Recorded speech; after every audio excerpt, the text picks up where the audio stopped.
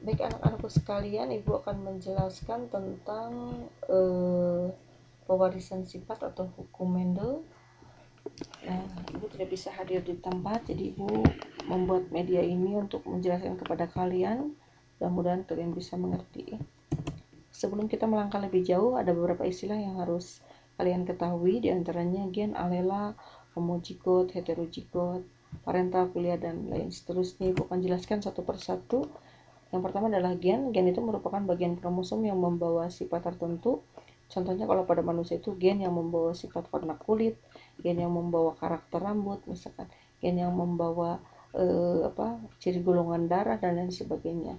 Atau misalkan kalau pada tumbuhan, misalkan gen yang membawa sifat rasa manis atau rasa asam pada buah-buahan, gen yang membawa sifat warna bunga dan lain sebagainya.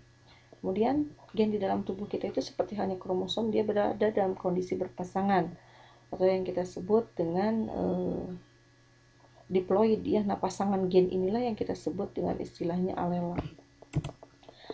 Nah, misalkan gen yang membawa sifat rasa manis pada mangga itu kita simbolkan dengan huruf M besar. Nah, pasangan untuk gen M besar ini bisa saja kan M besar, bisa juga M kecil. Jika pasangannya sama, maka kita sebut kondisinya dalam kondisi homozigot.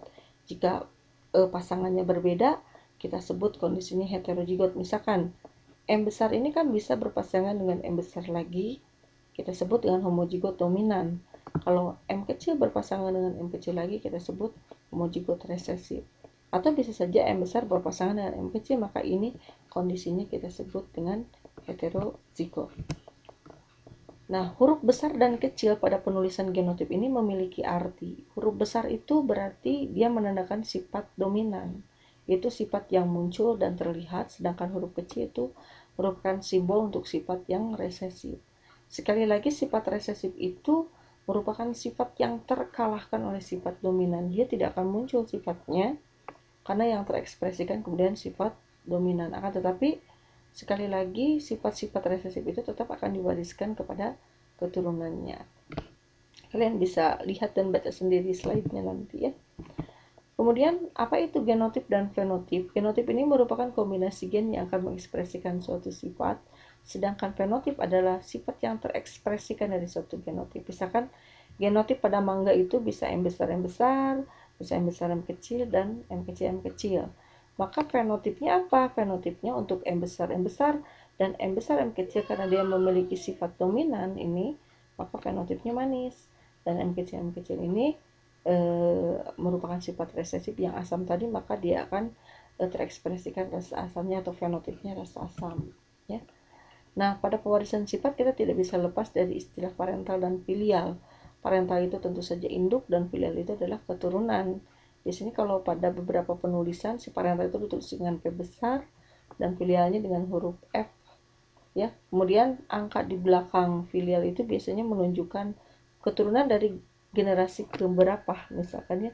Kalau F2 misalkan itu merupakan keturunan dari perkawinan generasi kedua. Nanti kalian akan lebih jauh lagi, lebih paham lagi, lihat di contoh ya. Kemudian si hukum Mendel yang tadi disebutin oleh Ibu itu ditemukan oleh Johann Gregor Mendel. Dia adalah peletak dasar ilmu genetika. Nah, eksperimen Mendel ini dimulai di biara Bern yang didorong dari keingintahuannya tentang suatu ciri tumbuhan diturunkan dari induk ke keturunannya. Jadi Mendel waktu itu ketika dia bekerja di di gereja Bern tersebut, dia kebetulan di depan gereja itu banyak menanam pohon ercis. Nah, pohon ercis atau kacang kapri ya kalau di Indonesia.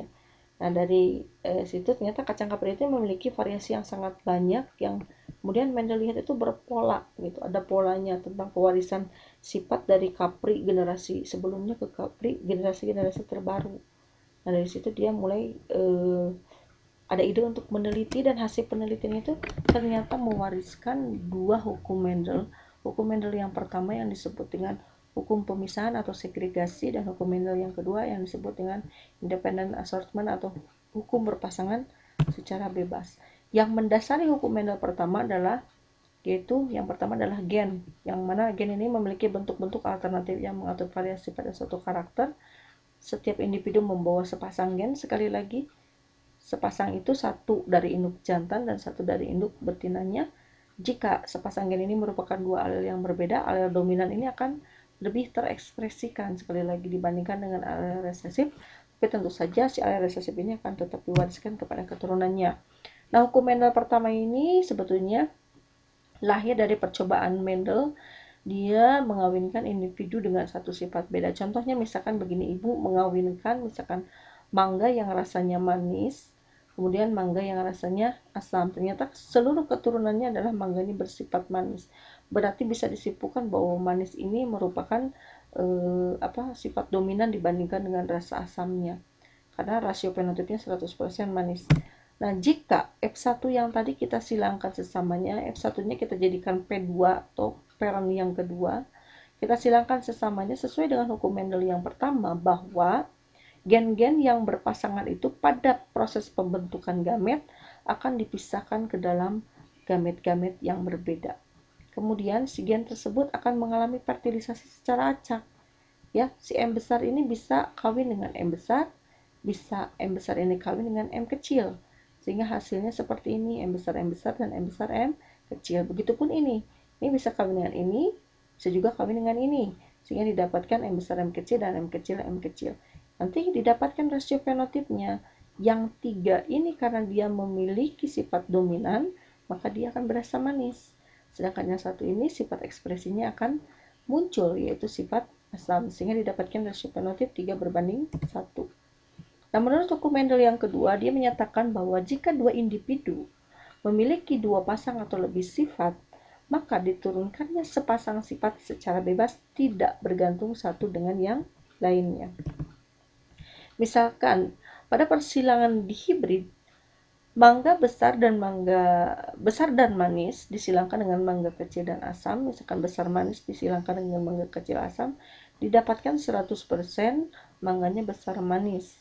Maka bisa dikatakan bahwa sifat besar dan manis ini sifat dominan, sehingga gamet-gamet yang terbentuknya begini. Lihat ini, gametnya merupakan perkawinan dari dua sifatnya, ya, sehingga didapatkan rasio fenotip 100% mangganya besar dan manis. Jika F2 ini disilangkan sesamanya, maka akan didapatkan gamet-gamet seperti apa? Gametnya itu merupakan hasil dari kombinasi sifat-sifat yang ada tadi. M besar akan berkombinasi dengan B besar, bisa juga berkombinasi dengan B kecil.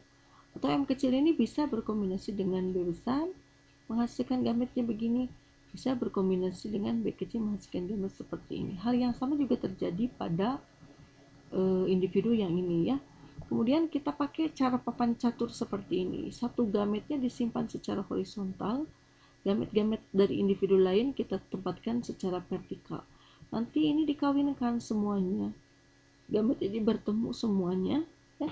Nanti didapatkan hasil perkawinannya seperti ini. Ini tidak ibu isi sengaja. Coba nanti kalian lengkapi, isi dengan lengkap, kemudian identifikasi fenotipnya masing-masing. Nah, cara yang dipakai pada persilangan di slide tersebut yang ibu sebutkan tadi itu merupakan cara papan catur. Nah, kelemahannya di cara papan catur ini adalah kita harus menamai fenotipnya satu persatu. Kemudian fenotip yang sejenis kita kumpulkan dan hitung rasionya. Ada cara yang lebih praktis yang dikenal dengan cara garpu. Tapi yang harus diingat di cara garpu ini adalah kata kuncinya. Kata kuncinya pada cara garpu ini adalah rasio-rasio persilangan monohibrid, ya. Nah, jika kita mengawinkan individu-individu yang homozigot, dominan dan resesif kita kawinkan homozigot, maka akan kita dapatkan individu filialnya itu adalah dalam kondisi heterozigot dengan rasio fenotip 100% manis. Bagaimana kalau kita hilangkan hetero dengan hetero? Maka hetero dengan hetero kita silangkan, akan didapatkan perbandingan 3:1. Tiganya itu untuk rasa manis, satunya untuk rasa asam. Nah, untuk rasa manis disimbolkan dengan M besar strip ini seperti ini. Strip ini bisa kita isi dengan M besar ataupun M kecil, tidak akan berpengaruh lagi. Apa yang menempati strip ini tidak akan berpengaruh lagi, karena apa? Karena dia sudah memiliki satu gen yang bersifat dominan yang akan menutupi sifat lainnya. Kemudian hetero dengan homo resesif kalau disilangkan dia akan menghasilkan fenotip dan genotip dengan perbandingan yang sama dengan induknya. ya, nanti manis dan asamnya 1:1. Ini juga sama, M besar M kecil dengan M besar itu menghasilkan fenotip yang fenotipnya hanya satu macam, sebetulnya 100% manis, tapi genotipnya akan sama persis dengan induknya. Jadi kalau hetero dan homo, ya, mau homonya resesif mau homonya dominan, akan menghasilkan rasio genotip sama persis dengan induknya, 1:1. Nah, contohnya misalkan ibu mengawinkan mangga manis dan besar dengan sesamanya nih, ya, tapi pakai ini teh pakai garpu. Ini teh ngaco ya, ininya apa namanya teh, tanda panah teh liar, ngaco, jadi bergeser, tidak sempat lagi mengkoreksi. Oke, kalau kita mengawinkan dengan cara garpu, kita anggap ini sebagai 2 kali perkawinan monohibrid, yaitu perkawinan sifat manisnya dulu, yang ini, yang asam, rasa ya. Kemudian perkawinan yang kedua yang akan dipasangkan secara bebas nanti adalah perkawinan besarnya ini. Ya, jadi kita lihat dulu yang ini. Perkawinan monohibrid yang pertama itu hetero dengan hetero, seperti tadi di kata kunci. Kalau hetero dengan hetero, dia menghasilkan perbandingan 3:1, M besar strip, M kecil, M kecil. Kemudian perkawinan monohibrid yang kedua yang ini kita uraikan dulu, 3:1, B besar strip, B kecil, B kecil. Kenapa sih Bu ditulisnya 2 kali? Karena ini masing-masing akan dipasangkan dengan monohibrid yang pertama. Jadi monohibrid kedua ini dipasangkan dengan monohibrid pertama, ya. Yang monohibrid pertama yang ini juga harus ada pasangannya, sama, berpasangan secara bebas dengan genotip yang monohibrid kedua.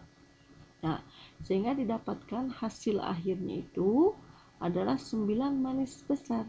9 ini dari mana? Dari hasil 3 dikali 3 ini. Jadi koefisiennya dikalikan dapat 9.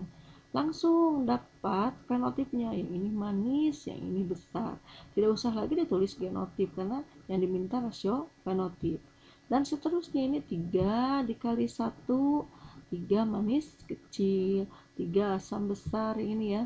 Ini seharusnya tanda panahnya harusnya di sini, harusnya ke sini, yang ini harusnya ke sini.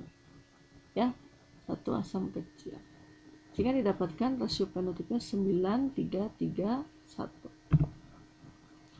Nah, jadi di fakta hukum Mendel yang harus kita camkan sekali lagi bahwa kalau monohibrid terjadi dominasi penuh akan didapatkan rasio fenotipnya 3:1. Kalau pada perkawinan dihibrid akan didapatkan 9:3:1. Nanti pada pertemuan berikutnya Ibu akan menjelaskan tentang intermediat dan penyimpangan semu hukum Mendel. Nanti akan kalian lihat bahwa tidak hanya 3:1 saja, tapi bisa muncul 1:2:1. Bahkan untuk penyimpangan semu hukum Mendel dengan 2 sifat beda ini didapatkan nanti beberapa jenis peristiwa yang merupakan penyimpangan dari hukum Mendel. Seperti apa nanti pada pertemuan berikutnya. Demikian anak-anakku sekalian penjelasan singkat dari Ibu. Untuk lebih memantapkan lagi konsep kalian, silakan kalian kerjakan latihan soalnya di kertas lembar, kemudian dikumpulkan dan memakai caranya boleh memakai cara garpu atau bisa memakai misalkan cara yang lebih mudah dipahami, yaitu cara papan catur. Silahkan ya. Demikian penjelasan dari Ibu. Assalamualaikum warahmatullahi wabarakatuh.